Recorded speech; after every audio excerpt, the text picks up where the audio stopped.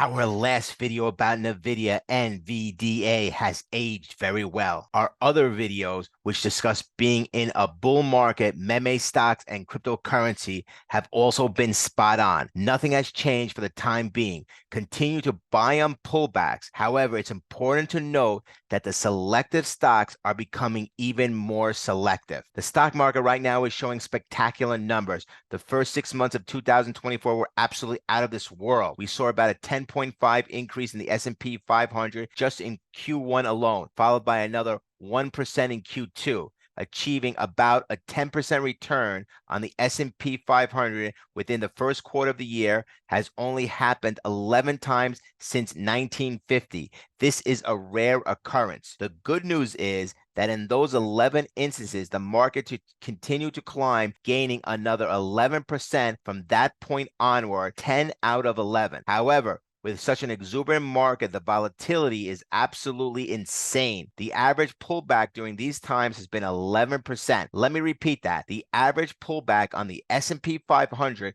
was 11%. So let's recap this. Recently, we told you NVIDIA was going up higher. It has went from a 950 to 1,139 as we film this video. We have been in NVIDIA since January 1st, 2023, and continue to say that this is a buy recommendation. We are up just on our long-term portfolio of 533% and over 1,000% in our intermediate and short-term portfolios of each time buying NVIDIA on the pullbacks. We call this continuation buying during the advancing stage, particularly when a stock retraces back close to its moving average and consolidates. When the stock breaks out above the top of the resistance zone, the scenario is known as a continuation buy. While this type of buy offers high probabilities of rapid advancement, nothing has changed for us, as we are looking for stocks that are breaking out above the moving averages, waiting for a little pullback, and then continue to buy. We've been very lucky with our GameStop pick, and also been telling you about cryptocurrency for a long period of time. So the number one question, how do you play NVIDIA? NVIDIA is going up higher for the next 6 months. The way we're playing it is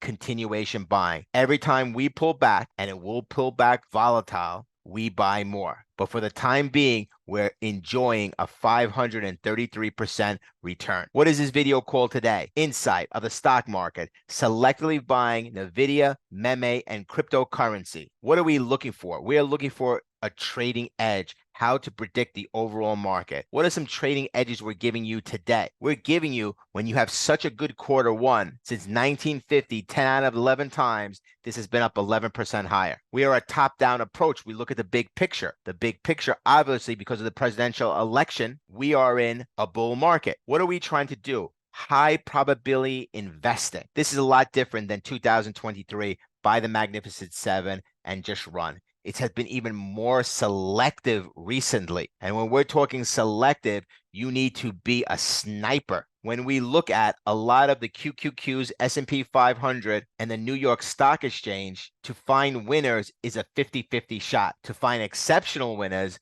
like NVIDIA, AMD, SMHs, you need a rule-based system, which is empirically, theoretically, and psychologically. We use a weight of evidence, and we want to build a weight of evidence why this market will go up higher. We look first at the overall market, then into the sectors, and then into the individual securities. We are short-term neutral in this market because many stocks have gone up, but intermediate term, we are selectively bullish, and for the long term, we are still bullish. We expect volatility moves of 11% pullbacks and then 11% and higher in this bull run. You can say, what is my investment philosophy? My investment philosophy is based on a consistent weight of evidence, rule-based decision-making, a top-down approach. By utilizing analytics, data-driven insights, and technical analysis, I focus on maximizing the probability of success in my trades and investments. Furthermore, risk management plays a crucial role in my approach, allowing me to navigate various time frames, including short, medium, and long term. So let's delve into details how I invest and trade with the numbers, mathematics, and probability. The first thing I am looking at is the NASDAQ 100. At the time of filming, only 41% of the NASDAQ 100 companies are in a growth phase, thus meaning that is a very selective market because 57% are bearish and are going lower. This is usually what happens at what we call a topping out phase, that this bull market is soon to be over with. It also, at the end of bull markets, is that the small caps have gained at the end of bull market. But do not go shorting into this market. You know, for the last year and a half, we've been telling you, do not short into the markets and only buy on pullback. Nothing has changed just yet. We will be shorting, but this will come sometime next year. To master the overall market, let's look at the QQQs. Of course, we've been an initial buy since 1/18/2023, but for each month since January 18, we've been giving you pullbacks to get into it. And we've been spot on for our April 23rd recommendation of 422 pullback or close above, thus saying that we're at 459.68 right now. So we expect another big pullback coming, thus saying that this is all about continuation buying for the next 6 months. But this will not go straight to the moon, and this will be very volatile to the upside and volatile to the downside. So where are we looking to buy on pullbacks? We're looking to buy on pullbacks from 400 to 425. What gives us some of the indication that the fear index right now is at 12.92 and 16.57? These two indicators are telling there's not a lot of fear in the market, but there should be because of the bearish signal of the NASDAQ 100 that it's very difficult to find stocks that are going upwards. There are selective few stocks that are moving upwards, while a lot more are moving downward. But thus, the fear index says that everything is moving up and everything is great. So usually when this happens, we could have a little bit of a downturn. Now, what's funny here is that on our 50-day moving average, because we've been hovering so much around this area, we are in a neutral area. Again, this is not a time to short into the market, and the VIX is telling us not to short into it because we are in a certain trading range. Thus saying that on a 50-day moving average, we have on the VIX neutral. But then we go into the contract itself. And when the contracts were at the highs over here, we were telling you to buy. Now, thus again, there's a lot of overbought indicators because it jumped up recently, but still, with the VIX going up a little bit higher, we will be again in a position to buy. We're also looking at short-term indicators, and this is telling us bullish. Other than the NASDAQ, which is NVIDIA heavy, the Dow Jones, the New York Stock Exchange, and the S&P 500 securities are telling us short term we are bullish. The CCI indicator, which is the commodity channel index, is giving us more of a neutral rating. But just look at this. If we go down to the 0 level and we can bounce off it, that's very positive.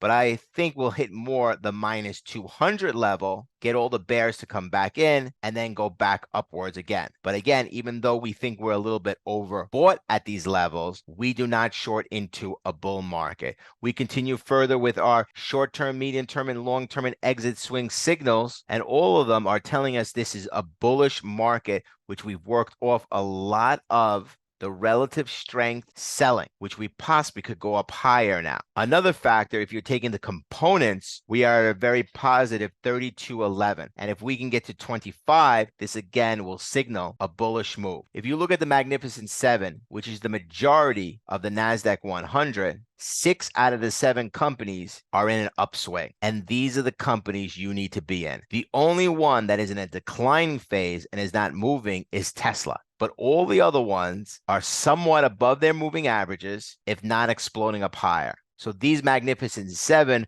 are truly holding up all the laggers in the NASDAQ 100. What's concerning, but what has been this way for months now, is the AAII market sentiment, which is bearish. On a 5-day average, our put-call ratio is at a neutral reading, which again is not giving us a positive or negative to jump into this market. When this market goes to 1 again and things start lining up for the weight of evidence on a pullback, we will be more heavily invested. What has always worked very well for us recently, which has given us really non-signals recently, is the RIDEX ratio. And right now, even though this is in a bullish territory, we are not weighting this indicator very heavily like we have done other months past. But thus saying that at a level at minus 450 will give us a great indication. Our stock price strength is bullish. So thus saying that if you take the weight of evidence of we are overall in a bull market with an 11% order one, which has statistically given you a 9 out of 10, which statistically has given you a 10 out of 11. You take the presidential election cycle of the fourth year,